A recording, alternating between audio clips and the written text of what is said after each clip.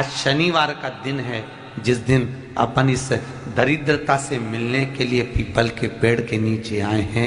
हिंदू धर्म में ये दिन पीपल के वृक्ष के लिए पूजनीय होगा। जो भी शनिवार के दिन पीपल के वृक्ष की पूजन करेगा, दूध चढ़ाएगा या मिष्ठान का भोग लगाएगा, लक्ष्मी और नारायण उसके घर में प्रवेश कर जाएगा। लक्ष्मी और नारायण उसके घर में प्रवेश करेगा। इसलिए नियम बनाया। कौन से दिन का? शनिवार।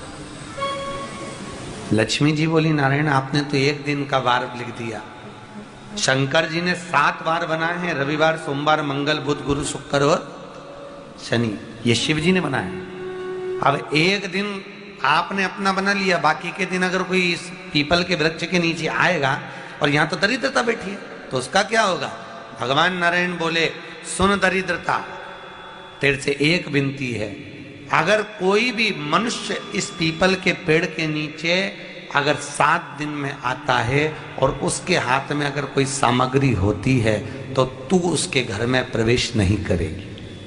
नियम है पीपल के वृक्ष का, या तो पानी का लोटा लेकर जाओ, कुंकू का चोपड़ा लेकर जाओ, शक्कर लेकर जाओ, या पेड़ के नीचे चींटी को डालने के लिए आटा ले जाओ, पर खाली हाथ पीपल के वृक्ष के नीचे कभी मत जाओ, कभी नहीं जाओ। खाली हाथ जाओगे तो दरिद्रता तुम्हारे घर में प्रवेश करेगी। दरिद्रता उठकर खड़ी होकर बोली, नारायण तुमने अपनी मनमानी करी है, एक दिन मुझे भी मेरा चाहिए। भगवान ने कहा, बोल कौन सा दिन चाहिए? दरिद्रता कहती है, रविवार के दिन इस पीपल के वृक्ष के नीचे मैं दिन भर नृत्य करूं, इसमें रहूं, और जो यहाँ आए रविवार को मैं उसके घर में प्रवेश करूं। भगवान ने कहा, ठीक है। दरिद्रता, रविवार का दिन एक ऐसा दिन रहेगा जिस दिन तू इस पीपल के वृक्ष के नीचे नृत्य करेगी, और जो आएगा इस पीपल के वृक्ष के नीचे तो उसके साथ प्रवेश करेगी। मैंने तुझे वर दिया। इसलिए हमारे यहाँ केवल पीपल का वृक्ष अगर दीवार में भी लग जाता है ना, किसी की फैक्ट्री की दीवार में, किसी के घर की दीवार में पीपल का वृक्ष अगर लग जाता है, पीपल का पौधा लग जाता है, उसको कितना भी तोड़ लो वो वापिस लग जाएगा। फिर तोड़ोगे फिर लग जाएगा। अगर पीपल के पौधे को तोड़ना है तो केवल रविवार का दिन एक नींबू, एक मिर्ची और बमूल का कांटा, ये 3 चीजें रखने के बाद में आधे घंटे बाद रविवार के दिन पीपल के पेड़ को उखाड़ कर फेंक दो।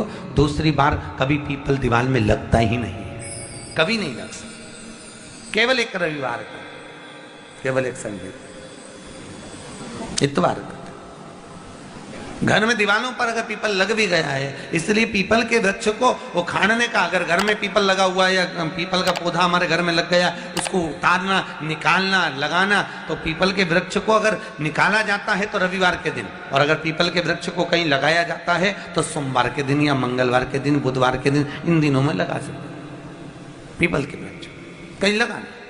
शनिवार का दिन एक ऐसा दिन होता है जिस दिन पीपल के वृक्ष को कहीं जाकर लगाया नहीं जाता, क्योंकि शनिवार के दिन पीपल के वृक्ष के नीचे लक्ष्मी रहती है। हम अपने हाथों से अगर पीपल का वृक्ष किसी दूसरी जगह पर शनिवार को रोपित करते हैं तो हमारे घर की लक्ष्मी अपने घर से छिन्न होकर चली जाती है। इसलिए शनिवार के दिन पीपल लगाया नहीं जाता, किसी के घर जाकर उसको वापस पलटा नहीं जाता। लग गया उसको डाल। प्रभु मेरी धर्म पत्नी को कहाँ रखूं आप बताओ? वो तो जहाँ यज्ञ होता है, अनुष्ठान होता है, दान होता है, पुण्य होता है, सत्कर्म होता है, वहां जाने को तैयार नहीं। अब करूं क्या? भगवान ने बोला एक काम करो। दुर्वासा जी बोले, जिसके यहाँ रात्रि में बर्तन झूठे पड़े रहते हो उसके घर में इस दरिद्रता को लेकर तुम प्रवेश कर जाना। जिसके यहाँ रात्रि में बर्तन झूठे पड़े हो वहां लेकर प्रवेश कर जाओ। दूसरी जगह दुर्वासा जी बोले, जो स्त्री घर में दोपहर के समय पर सो रही हो उसके घर में इसको लेकर प्रवेश कर जाएगी। जो स्त्री दोपहर के समय में घर पर सो रही हो इस दरिद्रता को लेकर प्रवेश कर जाइए। तीसरा, जिसके यहाँ पर दरवाजे पर कांटे वाले पौधे लगे हों उस घर में इस दरिद्रता को लेकर प्रवेश कर जाइए। दरिद्रता, कितनी सुंदर बात कही है। दाता और विधाता, कौन कौन? दाता और विधाता। लक्ष्मी और दरिद्रता के सगे भाई हैं। कौन कौन? दाता और विधाता। दाता को फिटकरी प्रिय है, विधाता को नमक प्रिय है। ये दोनों हमेशा लक्ष्मी को और दरिद्रता को दोनों को समझाते थे, दोनों में प्रेम बढ़ाते थे। आज भी हिंदू धर्म की रीति है, यहां तो ठीक है, जिसके यहां पर भी अगर थोड़ी सी भी परेशानी होती है, थोड़ा सा क्लेश होता है, अशांति होती है, लक्ष्मी नहीं टिक रही हो, काम नहीं बन रहे हो, बहुत प्रयास करा जा रहा हो और हमारा कार्य नहीं होता, तो क्या करते हैं? फिटकरी और नमक को पानी में डाल देते हैं और घर में पोछा लगा देते हैं। आप लोगों ने आजकल फेसबुक पे भी पढ़ा होगा, व्हाट्सएप पे भी पढ़ा होगा। तो क्यों लिखा उसमें? उसका कारण ही केवल ये है कि दाता और विधाता की प्रियता उसमें। माता ख्याति के जो 4 बच्चे हुए, इसमें जो 2 लड़के हैं, दाता और विधाता, उसकी प्रियता उसमें, उसकी पूर्णता उसमें। अब दुर्वासा जी बोले अपनी धर्म पत्नी को वहां लेकर, जहां कांटेदार पौधे लगे हों वहां पर लेकर प्रवेश कर जाइए। कांटेदार पौधों में उस दरिद्रता का निवास हो गया। कितना विचित्र कथा यहां वर्णन करी है। श्रीमद् भागवत के अंतर्गत जो वर्णन किया कि मृत्यु निश्चित है, रोग ऐसा शनि महाराज के कारण हो गया हो, अच्छे काम करते करते उल्टे हो रहे हैं, होते हैं किसी किसी के साथ में, विपरीत परिस्थितियां आ जाती है, अच्छा करने जाओ बुरा हो जाता है, अच्छा कर्म करने जाओ बुरा हो जाता है।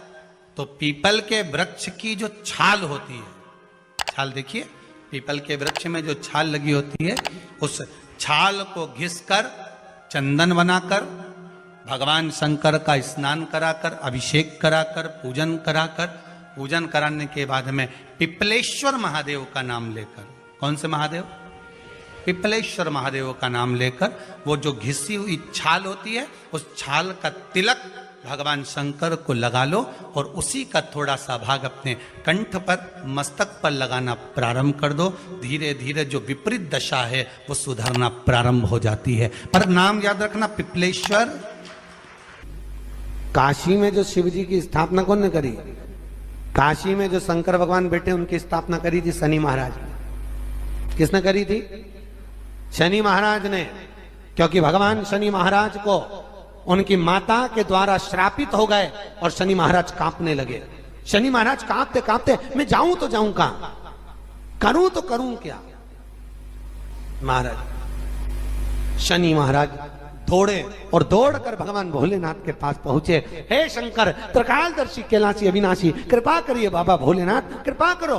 क्योंकि दुनिया में 33 करोड़ देवी देवता हैं जिनको शनि लग सकता है, केवल एक किसको छोड़कर?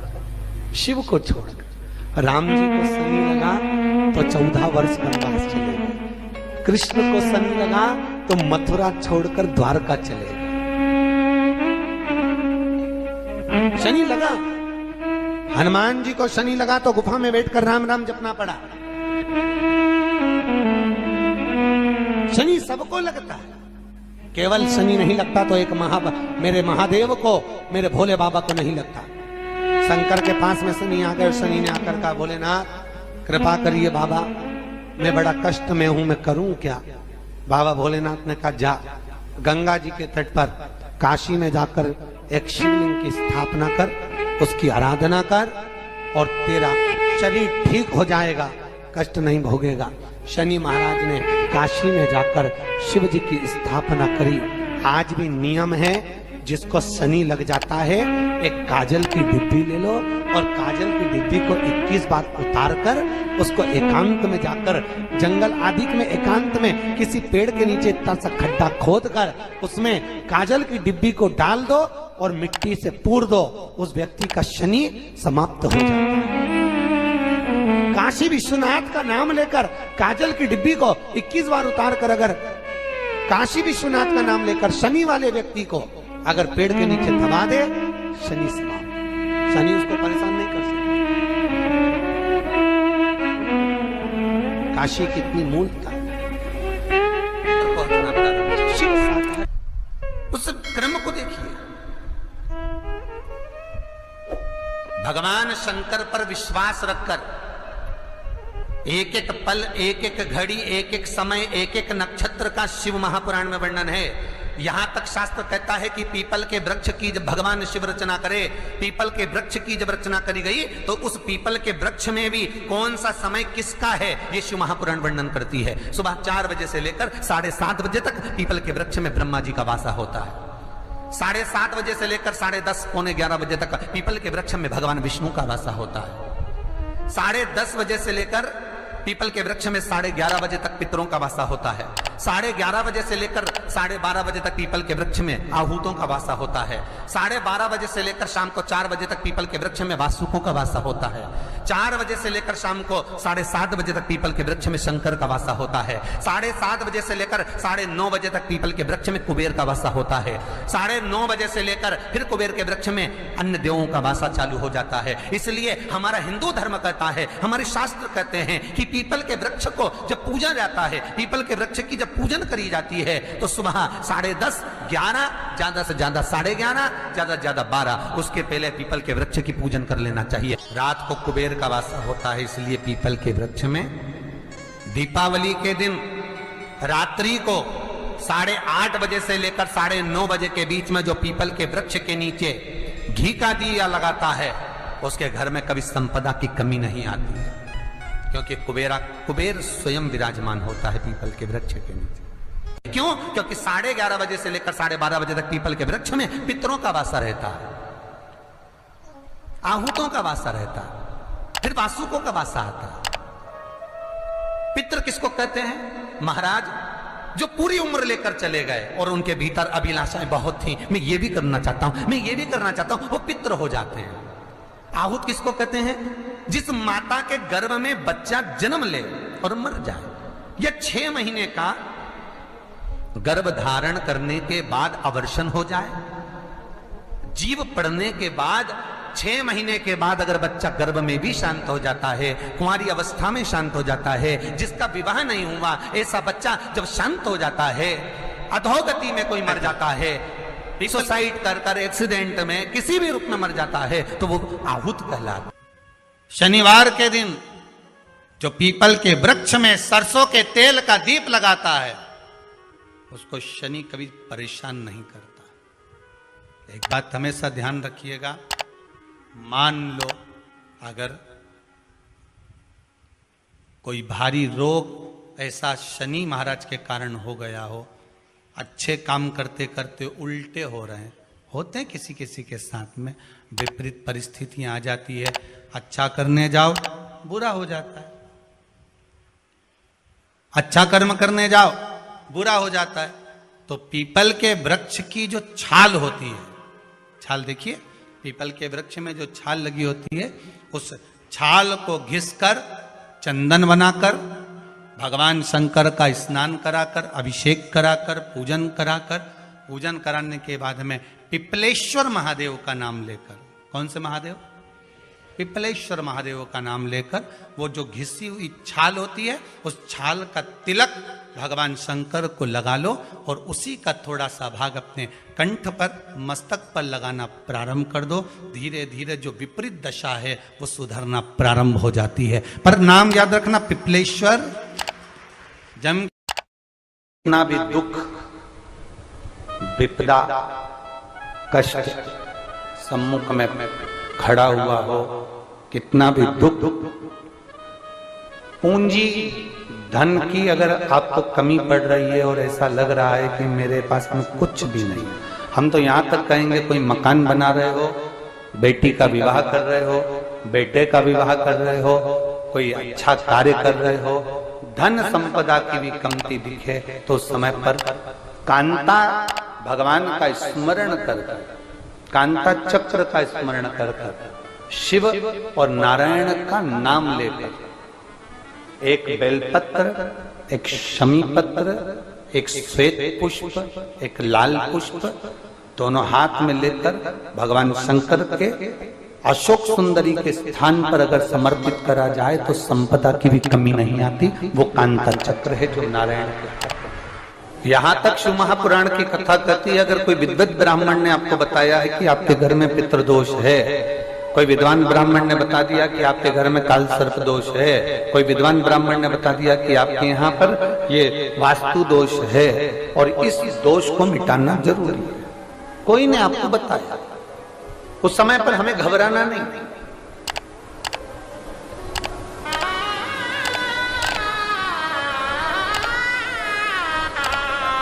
उस समय में घबराने का क्रम नहीं है। कहते हैं पीपल का जो जल झड़ता है पीपल के वृक्ष से, आप लोगों ने कभी देखा है कि नहीं देखा, वो हमको नहीं मालूम।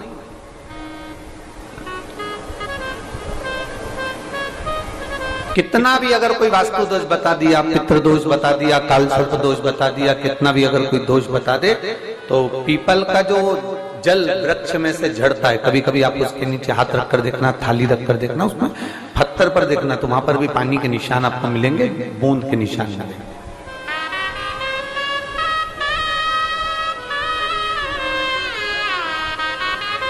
मात्र उस पीपल के वृक्ष के जल की एक बिंदी, एकमात्र बिंदी,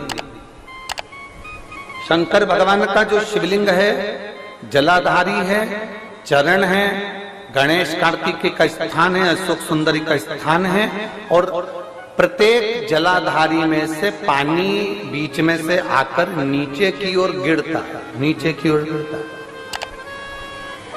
आप लोगों के स्मरण में हमने पहले भी बताया कि राइट में किसका स्थान है, गणेश जी का, लेफ्ट में कार्तिक के, बीच में अशोक सुंदरी। ये क्या है, पार्वती जी का हस्त कमल शिवलिंग, और ऊपर से जो जल एक एक बूंद शंकर जी के शिवलिंग पर गिर रहा है, वो शंकर जी की 5 लड़कियां जया, विषहरा, शामलीवारी, दौतली और देव, शंकर जी की 5 लड़कियों एक एक बूंद पानी शिव जी पर गिरा रहा है।